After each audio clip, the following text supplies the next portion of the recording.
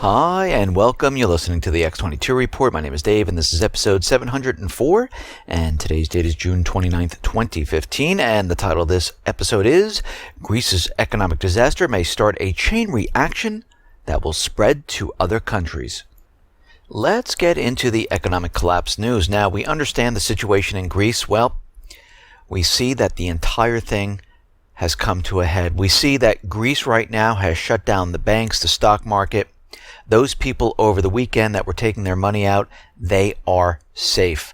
The other people, they can't access anything at this point in time. Now, they're saying that the banks are going to be closed for roughly 6 days or so, but we'll have to watch that situation very carefully to see if that is true. Now, we have the EU President, Jean-Claude Juncker, and he is out there just unleashing all these different falsehoods about what is going on there. He's saying that the pension cuts were not in the creditors' proposal. And of course, many of the other people out there have pointed out that this is a complete and total lie, that yes, the pension cuts were included in the creditors' proposals. And he's out there saying that you shouldn't commit suicide because you're afraid of dying. You should say yes, regardless of what the question is. So basically what he's telling the Greek people is vote yes no matter what you think. So it doesn't matter if you want to leave the Eurozone. He wants you to vote yes to stay with the Eurozone. It doesn't matter. Do whatever the EU says and everything will be fine. Well, that's not how it works. That's not how democracy works. People can make up their own mind, and if they believe and they understand that this is not working for them, they have every right to say, you know what? No, we don't want to stay with the EU anymore. We want to go out on our own. We want to join the BRICS. We want to join Russia, whatever they want to do to spur economic growth in their country. And we understand right now that there is a referendum coming up July 5th where the people are going to vote. And on the ballot, there's really only two questions on there. Yes, you want to stay with the EU? No, leave the EU. So this is a very simple thing. The people are out there and they are protesting against the austerity. Thousands have taken part in rallies around Athens following the statements that the banks were going to be closing and capital controls were going to go into effect. And people are angry, they're pissed off. And all they want is to provide for their families. They want to work, they want to have a home, they want to pay for their electric, for their gas, for their cars. They don't want to be living in the streets. They don't want to be worried that they're going to be laid off at any minute. And we see right now that the referendum that's coming up, the people are going to have to get out there, they're going to have to vote, but we're going to have to watch this very carefully because as we know, many times when we see this, it seems that there's other forces involved that kind of skew the voting results. And then all of a sudden you have all of these ballots coming out of nowhere that say, yes, let's stay with the EU. And we're going to have to watch this very carefully because I think right now, at this point, the people have been going through this since 2008. They realize the European Union is not helping them whatsoever. They realize all of this austerity is not helping. They realize that there has been no economic growth whatsoever, and unemployment, youth unemployment, is continually going up. So we know at this point in time that the people, they want something different. They want something better for themselves, and they know sticking with the EU, they're going to get the same exact thing. They'll get another tranche of debt, which will bring them to September, and they will have the same exact problem once again. Now, we understand the banks are all closed, and there is word that some Greek bank branches will reopen sooner than expected. About 700 bank branches might open on Thursday, and this is only for pension withdrawals, and they're going to limit them to 240 euros. So right now we can see they're keeping all that money in the banks.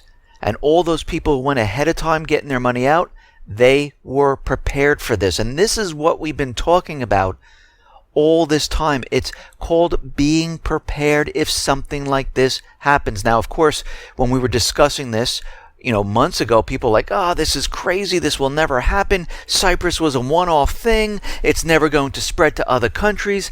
But guess what? It happens all the time.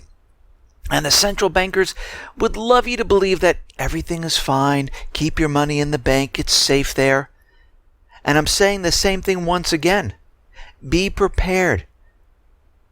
I mean, what I personally do is I just keep enough to pay my bills. The rest is spread out in different things. Gold and silver. Cash.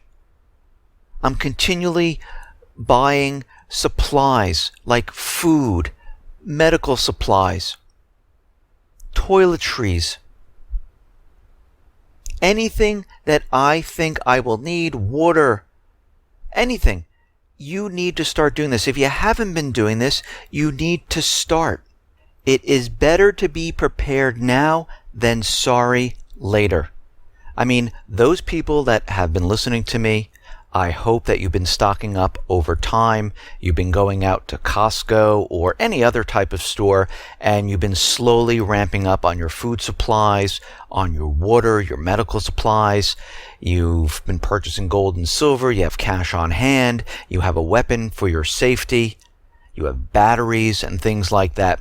If you have not, this is a great time to start. I don't believe that you should wait. I continually do this. And if you're one of those people that just started listening and you haven't been doing it, there are other places that you can go that have pre-packaged food and water. Everything's been prepared for you. They thought of everything. One of the companies is lifereliance.com. You can go right there, and they have food storage apparel, they have water, they have medical supplies, bug out bags, seeds, first aid kits. They have everything that you need and everything in one place. And for those people that are continually bringing in these supplies, do not stop. Make sure you have everything set. Make sure you have everything you need. Because as we can see, things are starting to ramp up. Things are starting to accelerate, and it's just going to get worse. I mean, this default right now of Greece, which is about to happen, will then spread to other countries. Might not happen right away or the next day, but eventually what's going to happen as they continually cover it up, all of a sudden they're going to come out of nowhere and say, oh, this country can't make it anymore. They might default. Oh, this country, the bank systems are completely insolvent. They cannot make it anymore. And we see this happen every single time. The governments of the world, the central bankers tell you that everything is fine, and then all of a sudden, one day, there's a problem. We see S&P right now downgraded Greece. They're putting the Greek exit at 50%. That in the next 6 months, they're going to completely exit the Eurozone. So they went from a credit rating of CCC to CCC minus. And we can see at this point in time that, yeah, it looks like Greece might be headed in that direction.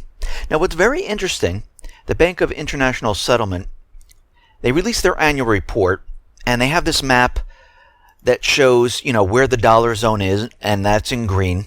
They also have the blue area where these countries use the euro. And what's very interesting about this is that in their report, the map shows Greece as gray. And those countries that are gray are not using the dollar or the euro. Now, was this a mistake, or do they know something already? We see Macedonia. Their central banks on Sunday demanded that all banks in the country withdraw their deposits held at Greece lenders. These are preventative measures to make sure that nothing happens. We see Italian banks, some of them failed to open because they're worried about what is going on in Greece. Puerto Rico announced out of nowhere that they might not be able to pay the debt. It is not payable, and this is coming from the government, Alejandro Garcia Padilla, saying that the debt is not payable. But don't worry. Can the government Bail them out? Well, no, not under the current regulations. So what does that mean? It means the central bankers will get their money another way, and those are called bail-ins. And we're starting to see a cascade effect into different areas. The White House came out today and said, we will not bail out Puerto Rico, which is facing a $73 billion debt burden. So what other options do they have? Well, they can do bail-ins. They can shut down the banks, go into the banks, get the money that way. Of course, then tax the people later on, like they always do. But of course, those people are going to lose their savings. There'll be austerity, and things will start to fall apart even further in Puerto Rico. So we're looking at this situation, and it is spreading across Europe and here in the United States. Now, again, will it happen the split second that Greece decides, okay, we voted to leave the Eurozone? Can they just leave? No, it's going to take a little while for things to happen. And it will be a cascade effect, and it will reach into Europe. It will reach into the United States. Now, Obama and Hollande, they're going to join forces. They're going to get together, and they were speaking on the phone, and they're going to open up talks with Greece again to find a solution to the crisis as soon as possible. Where were they all this time before? And do you really think Greece is going to listen to them at this time? I don't think so. The White House is out there, and they're saying that Greece must remain in the Eurozone. Josh Earnest says the parties negotiating over Greece debt must develop a package of reforms and financing that will leave Greece with a sustainable debt plan without leaving the Eurozone. He's also saying that there is no major threat to the U.S. economy whatsoever. Now, I always say this, every time a government official comes out and tells you something, you know it's the opposite. So they came out to let everyone know that whatever happens in Greece, it will not affect the U.S. economy whatsoever. You know that this is going to be the opposite of what he just said. You know there's going to be a major effect on the U.S. economy. Again, might not be the next day, but down the road, it will accelerate what's going on here.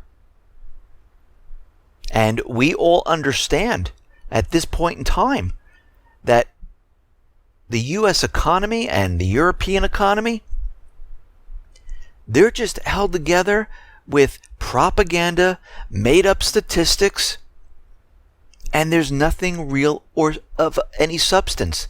The central bank controls the economy, not the people. And sooner or later, it will not be able to sustain itself because it's fake.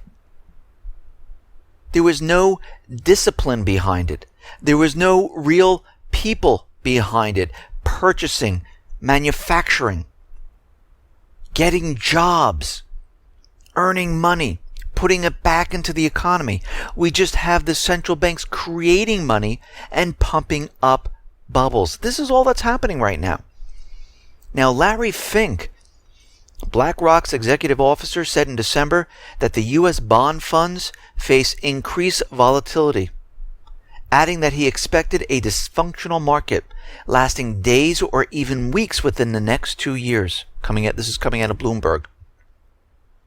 BlackRock has already arranged credit lines from banks to cover the possibility of a redemption stampede from its riskier funds. Does this mean that BlackRock now foresees events coming that will trigger something? Because what they're saying right now is they're looking to the SEC for approval for the ability to take cash from funds with cash and lend that cash to funds that will need cash when this occurs. So they're letting us know that something is about to happen. Are they saying get your money out of mutual funds as soon as possible? I think they are. And I think everyone needs to be worried at this point. We see the corporate media is out there telling us that home sales are fantastic in the U.S. Well, not exactly true.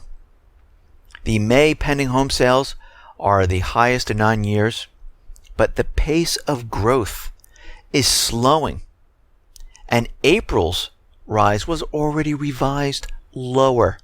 How interesting. They always do this. They always bring the numbers up, they revise them lower. So what we're seeing right now, this is the slowest month-on-month rise since December of 2014. This is the hot time for real estate, and we knew there was going to be a little bit of a bump. And this is what we're seeing. We're seeing the bump in real estate. Everyone is happy, it's warm, you see the flowers, people put their houses up for sale. But when we leave these summer months, things start to fall apart, and it's going to accelerate. Actually, this summer, it's not as good as everyone thinks. This little 0.9% little bump up is going to come crashing down. I mean, we saw this back in 2007 going into 2008. The National Association of Realtors continually told us that everything was fine, that we're seeing recovery, that prices are going to continually rise, sales are going to be strong. And what happened? Towards the end of 2008, it fell apart. This is what we are seeing right now. Now, the Baltic Dry Index over the last couple of days shot up to about 859 points. It has now dropped back down to 813. And at this point in time, last year we were at around 1100. And moving into the September, October months of last year, the Baltic Dry Index really shot up to about 16, 17, 1800 points. So we're going to have to watch the Baltic Dry Index to see if we're in the same trend or are we in the opposite trend. Because right now we're way below where it has been the last couple of years, and the economy is supposed to be better off at this time because they're telling us that unemployment is the lowest since the crash of 2008. Real estate is booming, retail is fantastic, and we are actually not seeing that whatsoever. And the Baltic Dry Index still reflects that. We see Dr. Paul Craig Roberts is saying that everything in this country is becoming third world. Nothing functions anymore.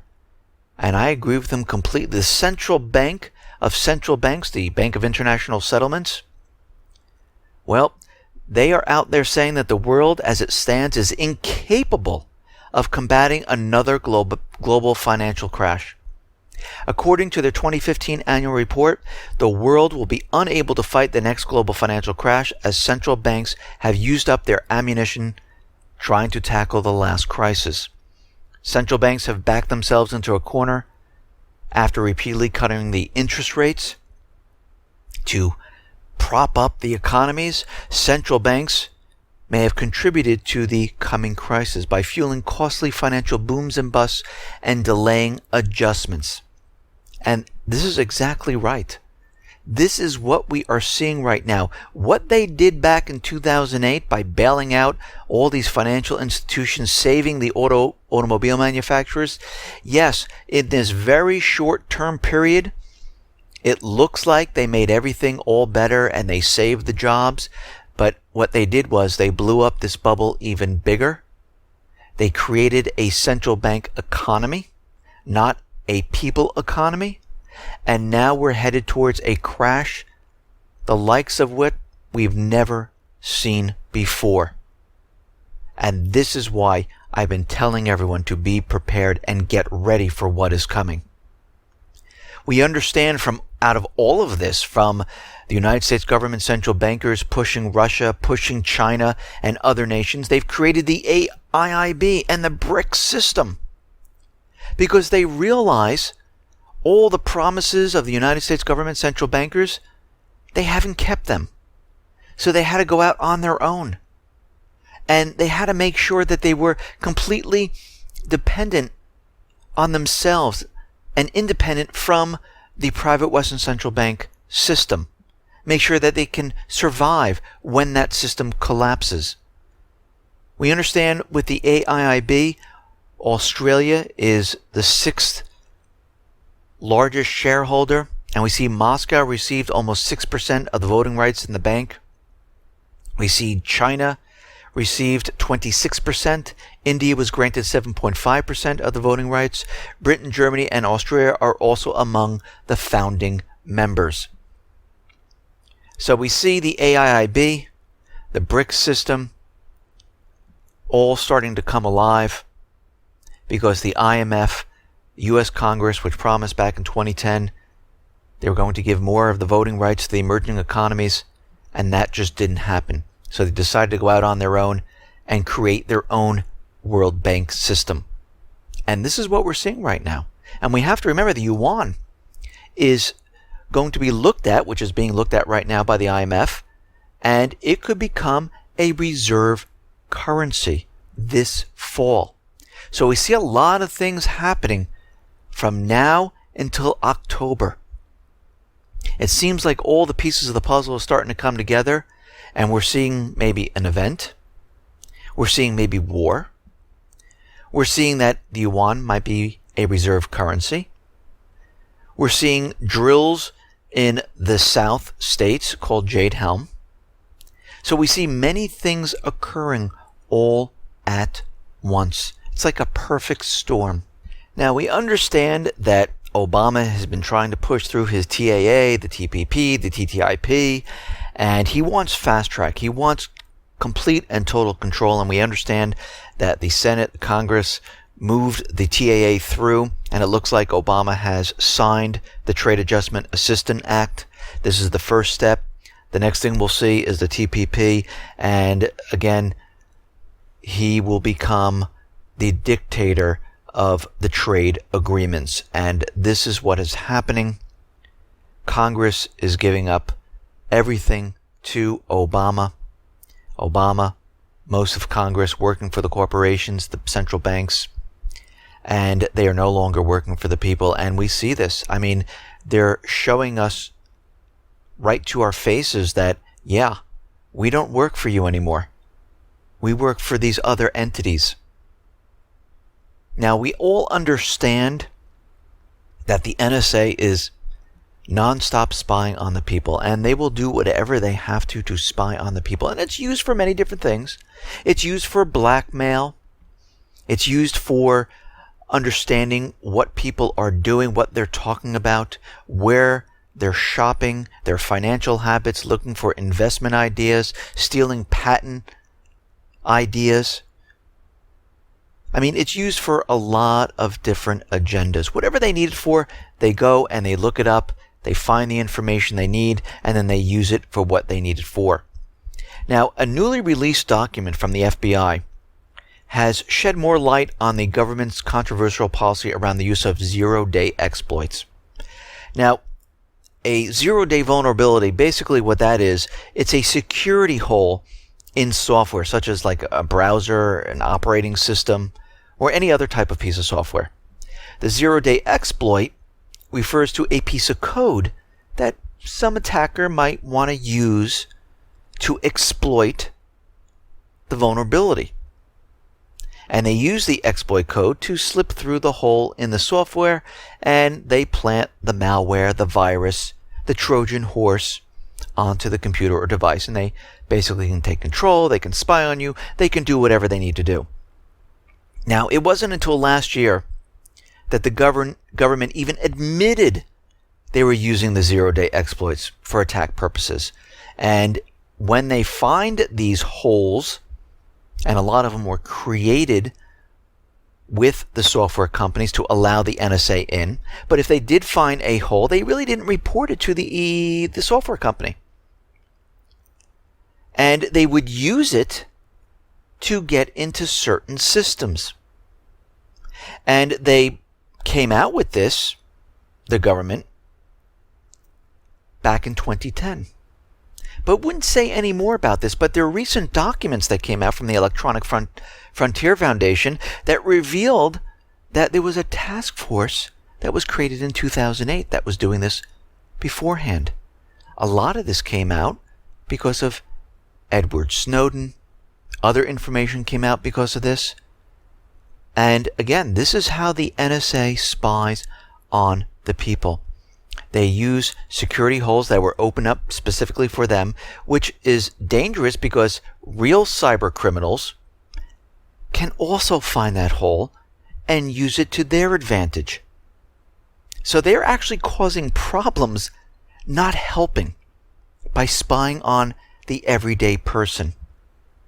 And again, we all need to take responsibility. Yes, is it difficult to stop this type of attack on your system? Yes, it is. But there's other ways of protecting yourself. And I discussed this many, many times.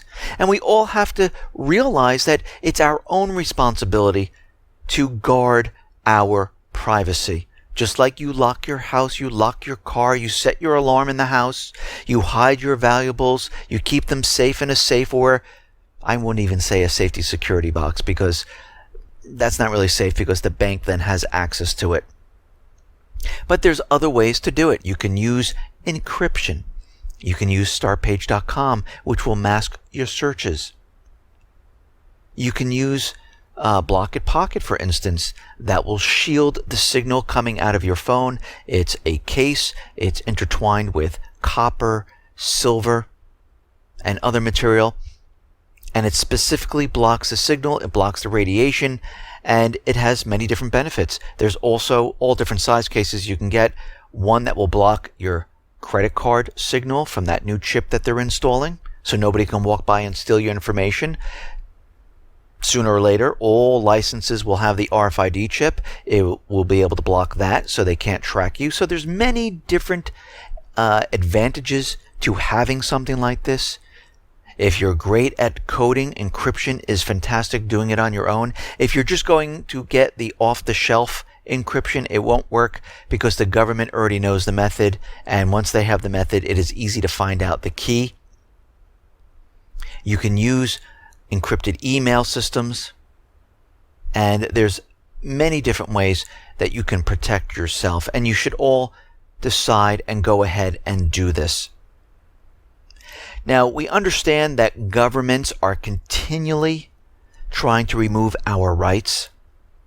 And we see out in the EU, the European Parliament will vote on they're going to vote on removing the so-called panorama freedom, where if you take a picture while you're on vacation of buildings, or they're in the background, and you publish them, I guess, to Facebook, you need to get permission from the architect. What happens if the architect is dead? How do you get permission for that? So all those pictures are going to be banned. So if there's something happening, like in the streets, and you take a picture and there's something in the background, a building, you won't be able to show this like on YouTube or Facebook or anything like that. You have to get permission because it would be a copyright infringement. And this is how they're trying to control your freedoms to show what's going on. They're using their laws that they created, and they're using them to keep everyone silent. We see the GCHQ, that unit, which is the UK's spy agency. They were helping traditional law enforcement manipulating public opinion via the internet. And this is coming from a new document that was revealed. It involved in efforts against political groups it considered to be a problem to the government. Among them is they were providing spoof online resources such as magazines, books that provide inaccurate information to disrupt, delay, deceive, discredit, promote distrust, dissuade, deter what was really going on. They were setting up spoof trade sites. They were also setting up spoofed magazine type of sites. They were sending spoof email and text messages from a fake person that would mimic a real person to discredit these political groups. They were doing everything possible to make you think that these groups were crazy. You shouldn't be listening to them. We understand the U.S. government central bankers do this all the time. They're called trolls. They go onto a YouTube site, they go onto Facebook, Twitter, and they just continually bash the person who's speaking. A lot of times they use curse words. A lot of times they don't even make sense. A lot of times they are bots that are just responding to the topic. And they do this to try to convince as many people as possible not to listen to the person who is speaking, the person who's actually making sense. Now, out in Afghanistan, we understand the U.S. military, the NATO forces, they are still there. Troops aren't leaving. I discussed this many, many times. But what's very interesting in Afghanistan right now is that the president, Ghani, ordered an investigation into the latest operation there, where NATO forces and American forces destroyed a weapons cache in the Parwan province. And it sparked demonstrations that briefly closed the highway.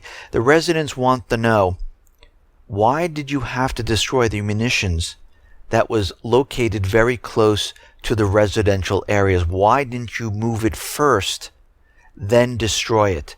It makes no sense why you did this. And of course, there is no response at this time, but we will continually look to see what the response will be for doing this. And it seems like they did this very close to a residential area. And we see in Ukraine, the IMF is using double standards where they're continually bailing out Ukraine, even though they're defaulting. And they're telling Greece that, we can't help you unless you impose these austerity measures and you listen and do what we say, because this is how we work. And we see there's definitely a double standard right now. And Ukraine is asking its creditors to enter into confidentiality agreements so they can hold direct negotiations and overcome a 3-month deadlock in restructuring talks. So this way, nobody can repeat what the agreement was. How interesting that they're doing this. Because, as you know, if it got out, Greece and other countries would say, well, wait a minute. They can do this? Why can't we? And this is why they're putting in gag orders to the creditors.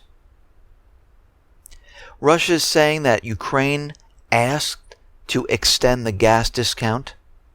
And right now, the Russian energy minister and Gazprom said they received the request and they will be looking into it, because as we know, they're saying that Ukraine at this point in time has to pay the going rate. But we'll see what Russia does.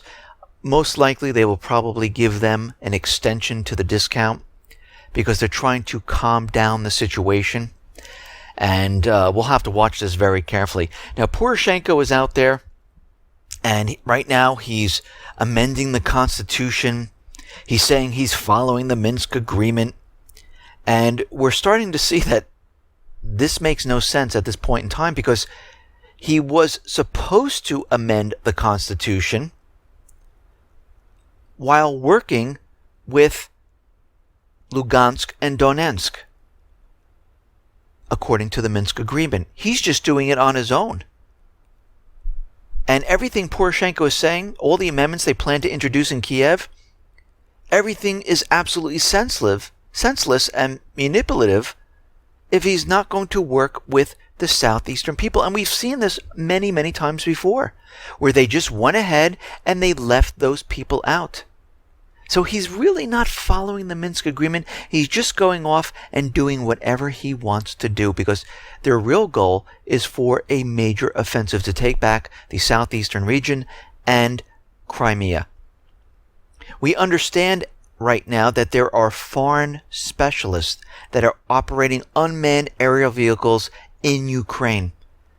Lugansk security officers decoded one of the drones that they shot down, and by examining the drone, they revealed photos of the drone operators, and they were not Ukraine military whatsoever. So we can see right now there are foreign specialists in Ukraine. We understand they're There's definitely is. We know that there's trainers in there, advisors, and we also understand that there were paid mercenaries also in Ukraine fighting with Ukraine troops.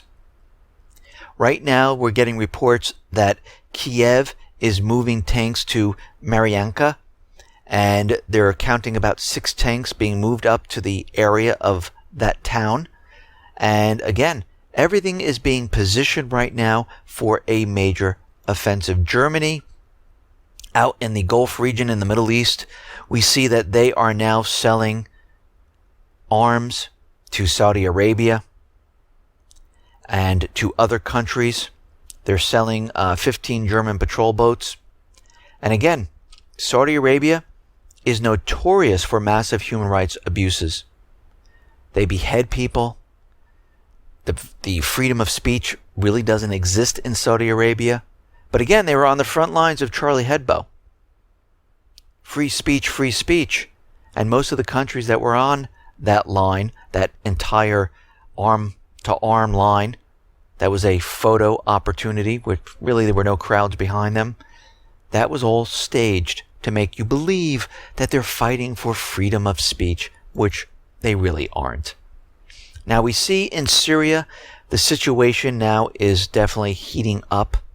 And like I said in my other reports, we're going to see something occur in the next 100 days. I know we're moving towards that August month where Congress seems to go and take a vacation. They don't come back until after Labor Day. The Obama administration has the run of the entire government at this point in time, and he seems to do whatever he wants to do, of course taking orders from the central bankers. And we see right now that Turkey is deploying tanks to the common border of Syria to create a military buffer zone. Remember, this is what they wanted to do.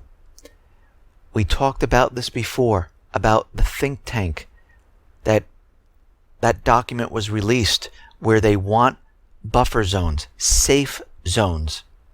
And this planned buffer zone stretches 68 miles long and 17 miles wide between the southern Turkish towns of Kakaramas and Ankumpinar. Hopefully I pronounced those right. And we see at this point in time that they are already starting and beginning, because they need these safe zones, and there are more that will come in time, because the U.S. ground troops are going to occupy these safe zones because they're going to say this is no longer part of Syria. So we're not invading the country. And we see that Damascus is being surrounded right now because they're getting ready for this major offensive. And we see more of this propaganda coming out that Assad is getting ready to do something.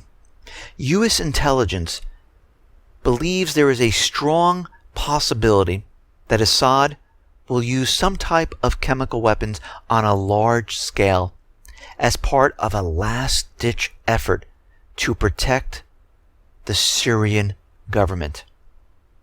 Now, there are no facts. There's no evidence. There's no real information. They just believe this. And this is how you know that this is going to be an event. This is how you know this is a setup. This is how you know they're getting ready to do something. And we see right now, they're still using the chemical weapons because we understand the doctor from Syria who came and said, oh, look at these photos. These are all the people that were hit with chlorine gas. Again, these were the after effects. There was no proof of who did it. And we know. And the U.S. took part in this, where they helped Assad dispose of the chemical weapons 2 years ago. And now they're still using the same exact story. They don't care anymore. Because what they're going to do is they're going to push this propaganda. What they're saying is that this new chemical attack is going to be far and wide. It's going to be deadly. And they don't know where he got the deadly chemicals. And they're going to use this to convince everyone we need to remove Assad. And this is what we're seeing right now. And we understand that the FBI is continually coming out with warnings for this 4th of July, which is Independence Day. And Independence Day falls on Saturday, the weekend. Now, again, Independence Day is when we were independent of the British government. This is what we fought for, to be separate and apart. We didn't want the government telling us what to do. We want to have our independence. It's the same thing that's happening right now. We don't want the government telling us what we do, what we can or cannot do, or what we can or cannot look at, what we can or cannot say. We want our independence. There's really no difference today than it was back in 1776. And we see that the Department of Homeland Security, FBI, the National Counterterrorism Center, they're all coming out with these warnings. Now, of course, they're going to put more troops on the ground. They're going to scare the people, and this is the day of freedom, independence, and what they're trying to do is keep people scared, keep people controlled, to show that, yes, we're going to control you if we need to. And if they do get some type of green light to go ahead, we might see some type of an event. Now, we're going to have to watch this situation closely. I see a lot of warnings coming out. I mean, this would be a great time to do it, but I don't know if this is the time to do it. I think this is more of a scare tactic. I think they have something planned a little bit later on. But we'll have to watch the situation, because as we get closer to this Saturday, we will see how things turn out. And again, just because it doesn't happen on the 4th doesn't mean it's not going to happen. And everyone needs to be prepared. Everyone needs to be ready for this, because we understand the clock is ticking. The entire system is collapsing. And we all need to be ready and prepared for what is coming. Listen, everyone, thanks a lot for listening. Be well, be safe, and especially be prepared. Thanks a lot.